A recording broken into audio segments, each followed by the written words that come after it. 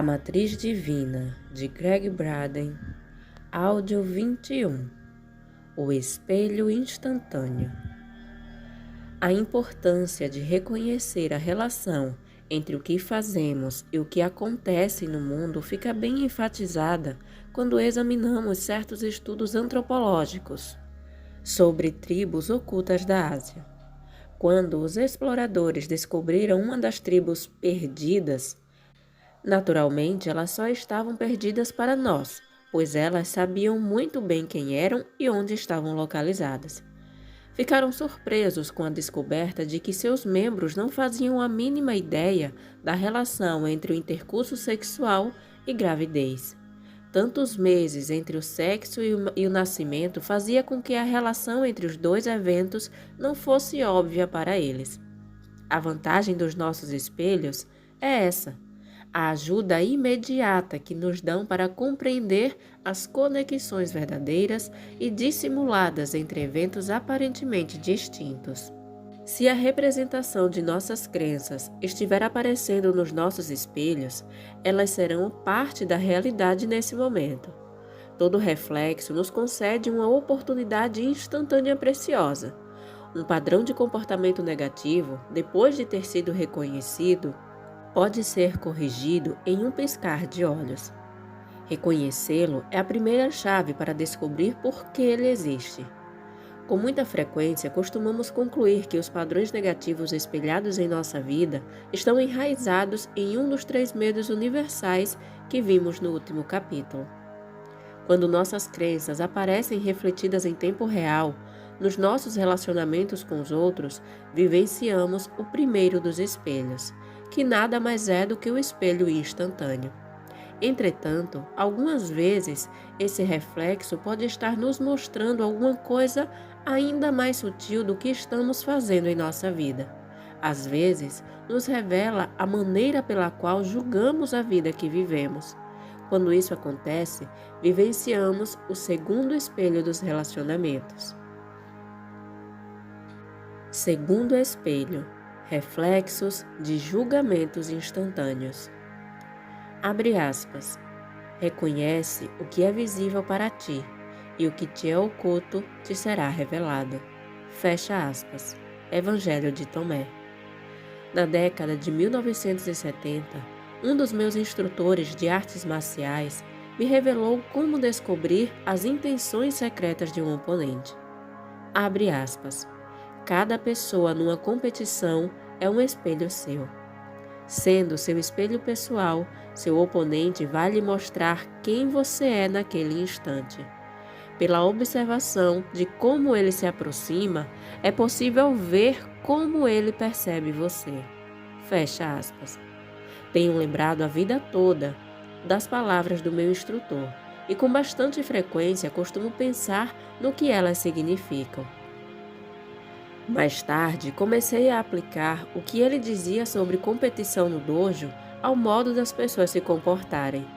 Em 1992, eu me vi enreindado em uma experiência em que esse tipo de espelho não se aplicava de forma alguma.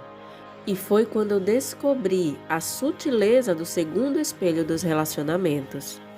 3 pessoas novas, dentro de um período bastante curto, passaram a fazer parte da minha vida naquele mesmo ano. Por meio delas, experimentei os 3 relacionamentos mais intensos e dolorosos que conheci na vida adulta.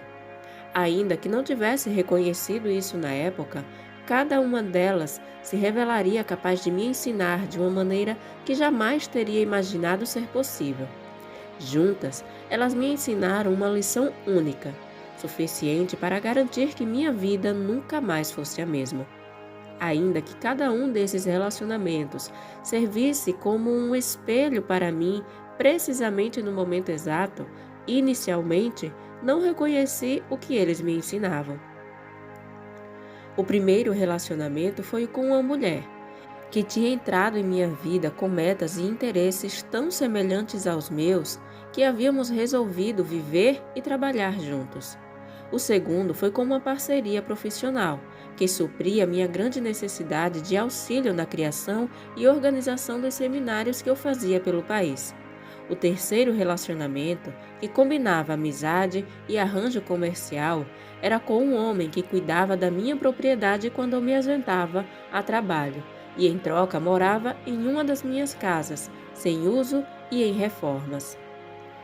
O fato de esses três relacionamentos me aparecerem ao mesmo tempo deveria ter me dado uma indicação de que alguma coisa estava acontecendo, alguma coisa grande.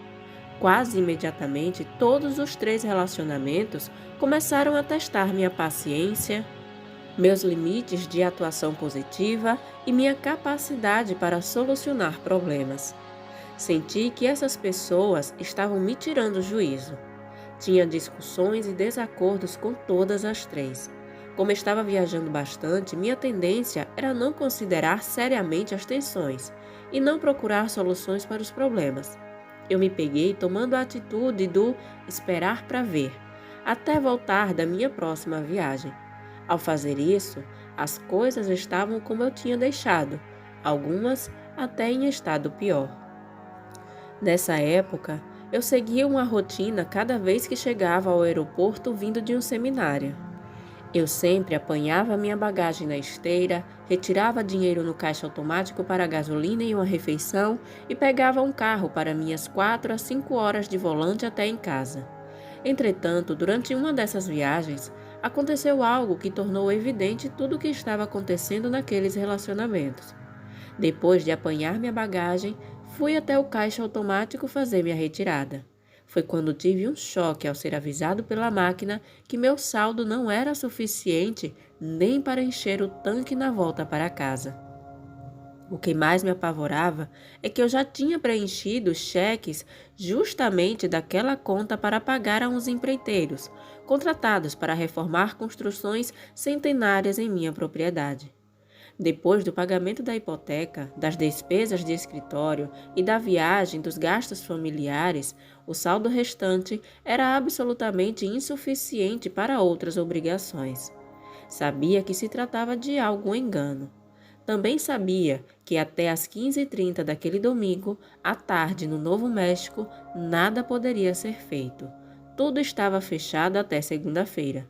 Convenci o responsável pelo estabelecimento de que ele poderia ficar tranquilo. O pagamento pela estadia do veículo seria remetido pelo correio tão logo eu chegasse em casa. Iniciei então o regresso pensando no que poderia ter acontecido.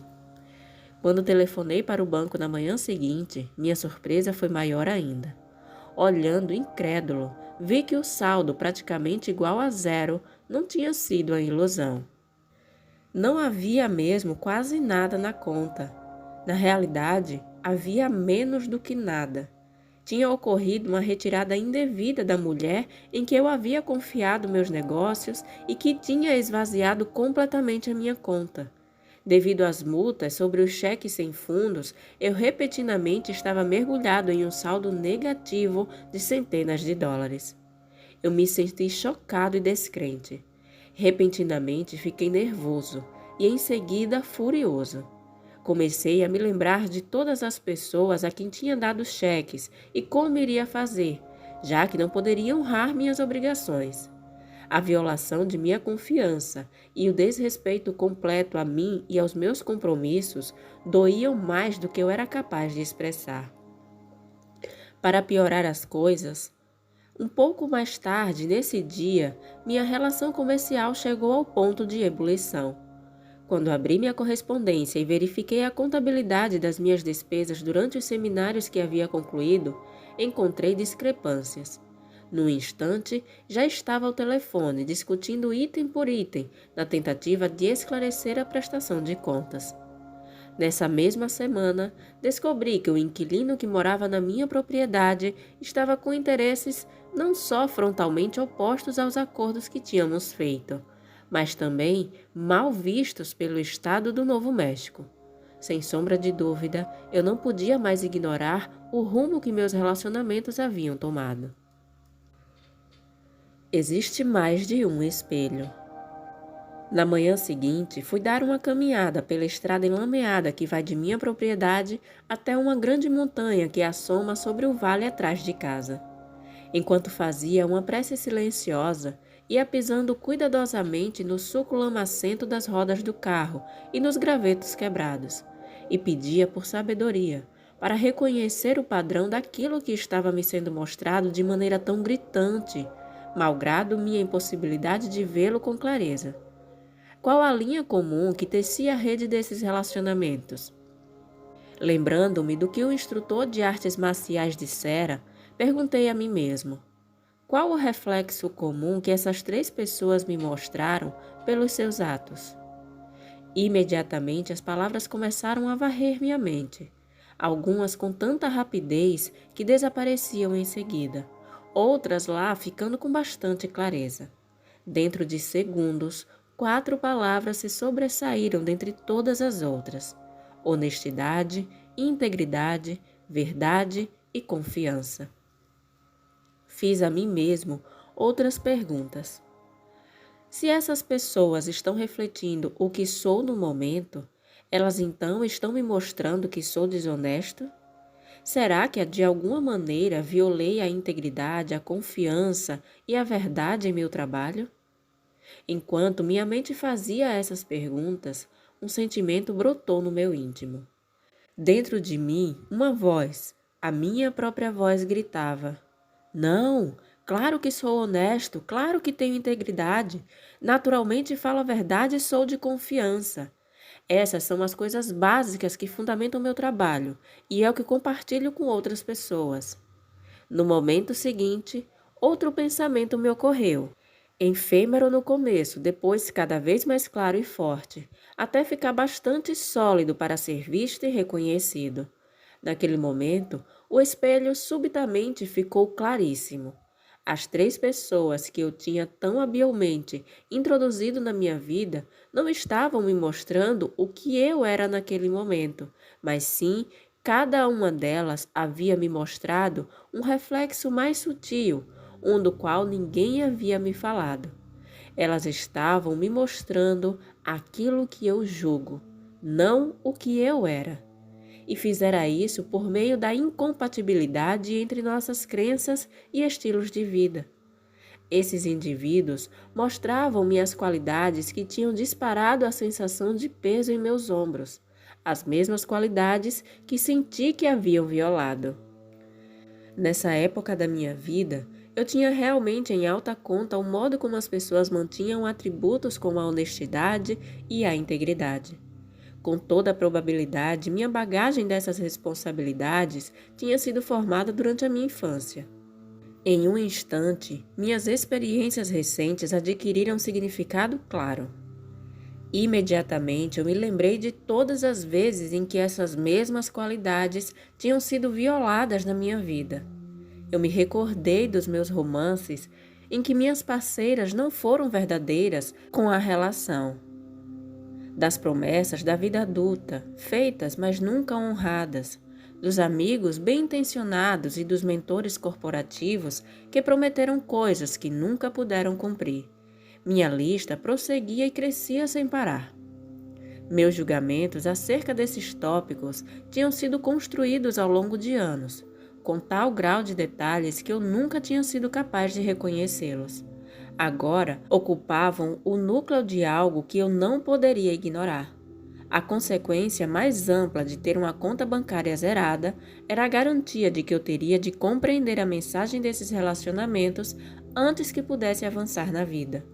Foi nesse dia que aprendi o mistério profundo, embora sutil, do segundo espelho dos relacionamentos, o espelho dos julgamentos que faço diariamente. Você reconhece seus espelhos? Convido-o a examinar seus relacionamentos com aqueles que lhe são mais próximos. Em seguida, reconheça os traços e características que lhe irritam sem motivo e que acontecem aparentemente apenas para deixá-lo furioso. Depois de fazer isso, proponha a si mesmo a seguinte pergunta: essas pessoas estão me mostrando a mim mesmo neste momento? É bem possível que estejam. Se estiverem, essa sensação vai lhe dar uma convicção visceral, instantaneamente. Entretanto, se a resposta for não, pode ser que a revelação seja de alguma coisa mais profunda e intensa do que o reflexo de sua pessoa. É possível que esteja à mostra o reflexo dos seus hábitos de julgar as coisas. O mero reconhecimento e aceitação de que o espelho existe é o início do processo que vai levar à melhoria, à cura de seus julgamentos. O efeito cascata das curas. No dia seguinte ao do meu reconhecimento do espelho de meus julgamentos, visitei um amigo que mora e trabalha nas proximidades de Taos Pueblo, uma das comunidades indígenas mais antigas da América do Norte. Esse lugar não é habitado há mais de 1.500 anos. Roberto, nome fictício, tinha uma loja em Pueblo mesmo, e era um artista e artesão tremendamente habilidoso. Sua loja tinha esculturas, filtro dos sonhos, músicas e bijuterias que tinham sido parte da tradição nativa, séculos antes de haver uma América. Quando entrei, ele trabalhava em uma escultura de cerca de 2 metros de altura, no corredor atrás da loja. Depois de nos cumprimentarmos, perguntei como ia indo sua família e negócios, e conversamos amigavelmente por alguns instantes. Eu lhe narrei os eventos da última semana, as 3 pessoas e o dinheiro perdido. Depois de ouvir o que eu dizia, ele meditou um pouco e então me contou uma história. Meu bisavô, disse ele, caçava búfalos nas planícies ao norte do Novo México. Sabia que ele estava falando de um passado distante, porque, tanto quanto soubesse, já há muitos anos não havia mais búfalos naquela parte do estado. Antes de morrer, ele me deu sua posse de maior valor, a cabeça do primeiro búfalo que tinha caçado quando jovem. Roberto continuou me contando como essa cabeça de búfalo também tinha se transformado em um tesouro para ele. Depois que seu bisavô falecera, a cabeça do búfalo era a única relíquia tangível que o ligava à herança de seu passado. Um dia, Roberto recebeu a visita da dona de uma galeria de arte da cidade vizinha. Encantada com a beleza da cabeça de búfalo, ela perguntou se poderia usá-la para completar o mostruário de sua galeria, com que ele concordou. Depois de algumas semanas, como Roberto ainda não tinha notícias da amiga, resolveu visitá-la para ver como ela estava se saindo. Para sua surpresa, quando ele chegou à galeria, não viu nada. As portas estavam fechadas, as janelas cobertas e a loja tinha se retirado dos negócios. A dona da galeria e a cabeça de búfalo tinham ido embora. Roberto parou com sua escultura e me encarou tempo suficiente para que eu percebesse como ele tinha ficado magoado. "O que você fez?" perguntei. Esperava ouvir como ele tinha procurado seguir a trilha da dona da galeria e recuperado sua preciosa lembrança. Quando seus olhos encontraram os meus, a sabedoria de sua resposta não foi ofuscada pela sua simplicidade. "Não fiz nada, porque ela terá que viver com o que fez." Saí de Taos Pueblo naquele dia pensando nessa história e no significado que ela poderia ter em minha vida. Mais tarde, naquela semana, comecei a explorar as opções legais de que dispunham para recuperar pelo menos uma parte do dinheiro desaparecido de minha conta. Rapidamente percebi que, ainda que tivesse uma boa causa em mãos, tinha pela frente um longo e custoso processo. Devido à natureza do que tinha acontecido, eu seria obrigado a encaminhar o caso para a esfera criminal e não para a civil. Desse ponto em diante, ficaria totalmente fora do meu alcance. E se a mulher fosse condenada, ela poderia ir para a prisão.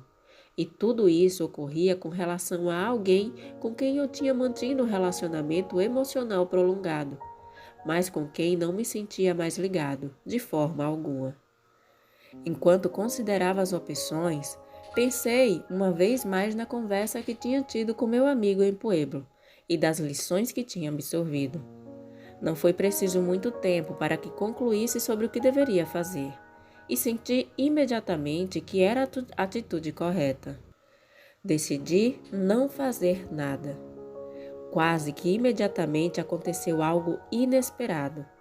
Cada uma das 3 pessoas que espelharam meus julgamentos começaram a sair da minha vida. Eu não estava mais com raiva delas e já não guardava mais nenhum ressentimento. Comecei a sentir uma estranha sensação de inexistência com relação a todas as 3. Não houve nenhum esforço consciente de minha parte para bani-las.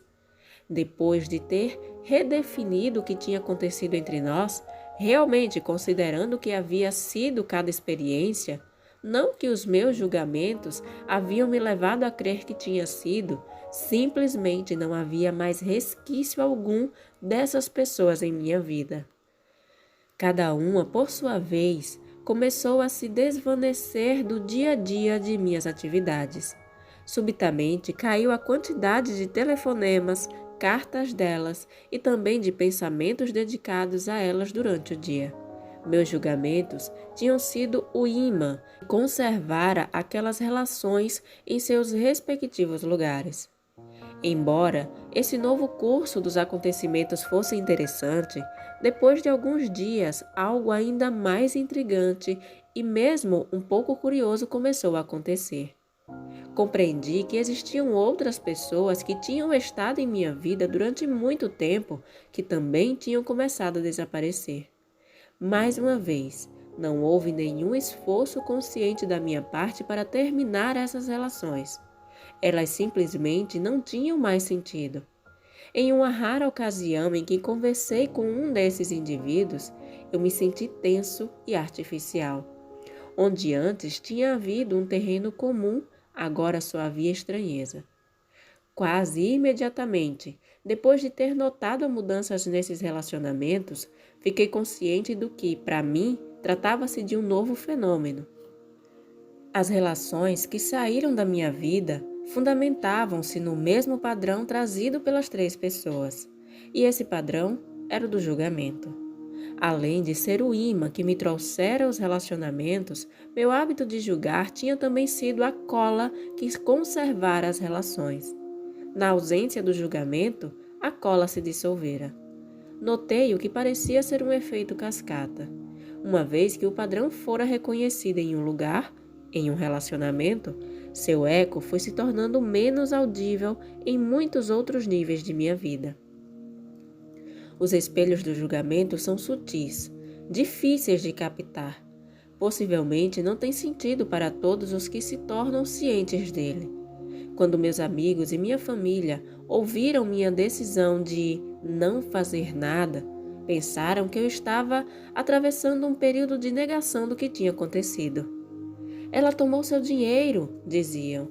Ela violou sua confiança, deixou-o sem nada. De uma certa maneira, as observações deles eram bastante verdadeiras. Tudo o que diziam tinha realmente acontecido. Eu entendia que se fosse seguir o padrão típico de retribuição, se procurasse a desforra para deixar as coisas em pé de igualdade, facilmente entraria em um círculo vicioso de pensamentos que alimentariam justamente esse tipo de experiência. Entretanto, em outro nível, procurando simplesmente ser quem eram, cada um dos 3 me mostrou alguma coisa sobre mim que se tornaria a peça fundamental das decisões de negócios que eu deveria tomar no futuro. Essa coisa era uma importante lição no discernimento da verdade. Antes dessa época, eu acreditava que a confiança tinha uma característica binária, isto é, ou confiávamos ou não em uma pessoa. E se confiássemos, confiaríamos integralmente. Ainda que eu não aprecie ver o mundo de outra maneira, tinha conseguido aprender com esses 3 relacionamentos que existem níveis de confiança que ficam ao nosso critério discernir no outro.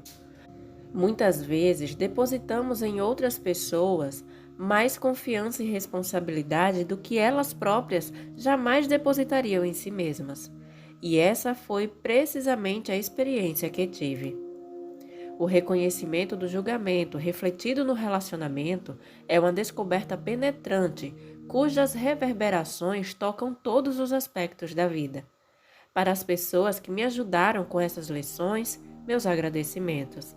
e para aquelas que me mostraram minha humanidade, meu mais profundo respeito e gratidão por segurarem sem nenhuma falha o espelho diante de mim. O que foi uma bela validação do mistério do segundo espelho dos relacionamentos. Abre parênteses. Uma observação. Na história anterior, mencionei a reconciliação da carga do julgamento sem descrever inteiramente como tal reconciliação poderia ser feita. Focalizei inteiramente esse assunto em meu livro de 2006, intitulado Segredos do Modo Perdido de Oração, editora Hay House, como sendo o terceiro segredo: abençoar é libertar. Resumindo o poderoso princípio capaz de transformar nossos julgamentos, a atitude de abençoar é um antigo segredo que nos liberta do sofrimento da vida durante tempo suficiente para substituí-lo por outro sentimento. Quando abençoamos as pessoas ou coisas que nos feriram, temporariamente interrompemos o ciclo de dor, não importa se essa suspensão dura nanosegundos ou um dia inteiro. Independentemente da duração, no decurso da bênção, abre-se a porta para começarmos nossa cura e para avançarmos na vida. O segredo é que durante algum tempo ficamos liberados do nosso sofrimento, o bastante para deixarmos que nosso coração e mente sejam ocupados por outra coisa: a intensidade da beleza. Fecha parênteses. No próximo áudio, terceiro espelho. Reflexos do que perdemos, jogamos fora ou foi tirado de nós.